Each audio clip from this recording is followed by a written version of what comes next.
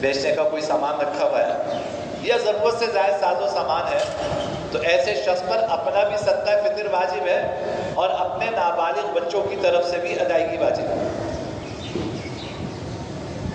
صدقہ فطر کی کم سے کم مقدار 300 روپے ہے۔ حدیث میں جہاں صدقہ فطر کا حضور نے ذکر فرمایا وہاں 4 چیزیں ذکر فرمائی۔ آپ نے فرمایا کہ بھائی نصف سا کا مطلب ہے 2.25 سیر، نصف سا گندم صدقہ فطر میں ادا کر دو، یا 1 سا 3.5 سیر جو ادا کر دو، یا 3.5 سیر کھجور ادا کر دو، یا 3.5 سیر کشمش ادا کر دو۔ حدیث میں 4 اجناس کا ذکر آتا ہے، گندم 2.25 سیر، جو، کھجور اور کشمش، یہ 3.5 سیر، فرمایا کہ یہ صدقہ فطر جو ہے تمہارے اوپر واجب ہے۔ تو آج سب سے کم قیمت گندم کی ہے، تو آپ گندم کے لحاظ سے دینا چاہیں 300 روپے ہے ایک آدمی کا صدقہ فطر، جس کو زکوٰۃ دے سکتے ہیں اسی کو صدقہ فطر بھی دے سکتے ہیں۔ اور آپ کشمش سے دینا چاہیں تو آج کشمش جو ہے وہ اس کی قیمت کافی زیادہ ہے، 3.5 سیر کشمش کی قیمت جو ہے وہ اچھی خاصی بنتی ہے، 3000 کے آس پاس بنتی ہے، تو اس سے صدقہ فطر ادا کر دیں۔ تو اپنی طرف سے بھی ادا کرنا ہے، اپنے بچوں کی طرف سے بھی ادا کرنا ہے۔ اور یہ ذہن میں رکھیں کہ صدقہ فطر ہماری شریعت نے عید سے پہلے ادا کرنے کا حکم دیا۔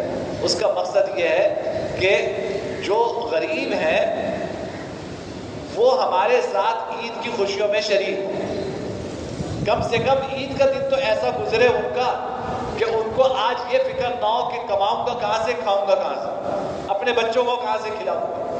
یہ مقصد ہے صدقہ فطر کا۔ تو بھائی اللہ جس کو جتنی وسعت دے وہ اپنی وسعت کے مطابق صدقہ فطر ادا کرے۔ اللہ کسی کو وسعت دے وہ پورے غریب گھرانے کی عید کی خوشی اپنی ذمہ لے لے، کہ میں جس طرح اپنے بچوں کو عید کی خوشیاں دے رہا ہوں، میں کسی غریب گھرانے کے بچوں کو، اس فیملی کو بھی میں عید کی خوشیاں دینے کا ذریعہ بن جاؤں، ان کے کپڑوں کا خیال کروں، ان کے جوتوں کا خیال کروں، ان کے کھانے کا خیال کروں، تاکہ ان کو عید کے دن کسی طرح کا احساس نہ ہو کہ لوگ عیدگاہ جا رہے ہیں نئے کپڑے پہن کر۔ آج ہمارے پاس اتنا نہیں ہے کہ ہم نئے کپڑے پہن کے عیدگاہ جا سکیں، نئے کپڑے پہن کے عید منا سکیں، یا آج بچے کھائیں گے کہاں سے۔ کم سے کم اللہ جس کو جتنی وسعت دے وہ ایک گھرانے کو اس فکر سے آزاد کرتا ہے، اللہ اس کو قبول فرما لے تو بہت بڑا ثواب کا کام ہے، بہت بڑی عبادت ہے۔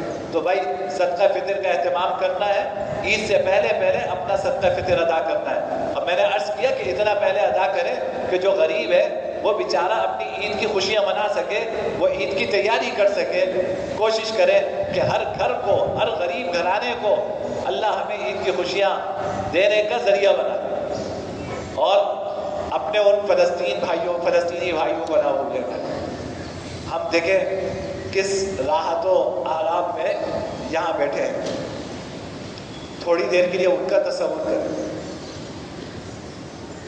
جن کا نہ گھر ہے نہ بار ہے، ان کی بستیوں کی بستیاں کھنڈر کی شکل اختیار کر گئی، مٹی کا ڈھیر ہے، اور پورا غزہ خالی ہو کر مصر کی سرحد پر رفح میں کیمپوں کے اندر بیٹھے ہیں، وہاں بھی سکون نہیں ہے، وہ ظالم وہاں پہ بھی بمباری کر رہا ہے اور ان کی نسل کشی کر رہا ہے، وہ بھی عید منا رہے ہیں۔ یہ عید ان کے لیے بھی ہے، یہ رمضان ان کے لیے بھی ہے۔ تو اپنی اور اپنے بچوں کی خوشیوں میں اتنا مگن نہ ہو کہ یہ لوگ ہماری نظروں سے اوجھل ہو جائیں۔ ضرور کھاؤ، اچھا کھاؤ، لیکن منہ میں لقمہ ڈالتے وقت ان کا بھی ذہن میں تصور لاؤ کہ ایک وہ بھی ہے جو پانی کی بوند کو ترس رہے ہیں، ایک وہ بھی ہے جو ایک ایک لقمے کو ترس رہے ہیں۔ تو بھائی یہ عید جو ہے سادگی سے بنانے کی کوشش کریں، سادگی سے بنانے کی کوشش کریں، اپنے اخراجات میں کمی لے کر آئیں، جو اضافی خرچہ بچا سکتے ہیں آپ وہ بچائیے، اور اپنے ان بھائیوں کی مدد کیجیے۔ اللہ تعالیٰ پوری امت مسلمہ سے اس آفت کو، ایک مصیبت کو دور فرما دے، اور اللہ ہمیں عید کی حقیقی خوشیاں عطا فرمائے۔ ہمارے دارالسلام میں عید کی نماز عیدگاہ گراؤنڈ میں 7:30 بجے ادا کی جائے گی۔ عید عیدگاہ گراؤنڈ میں عید کی نماز 7:30 بجے ادا کی جائے گی۔ واخر دعوانا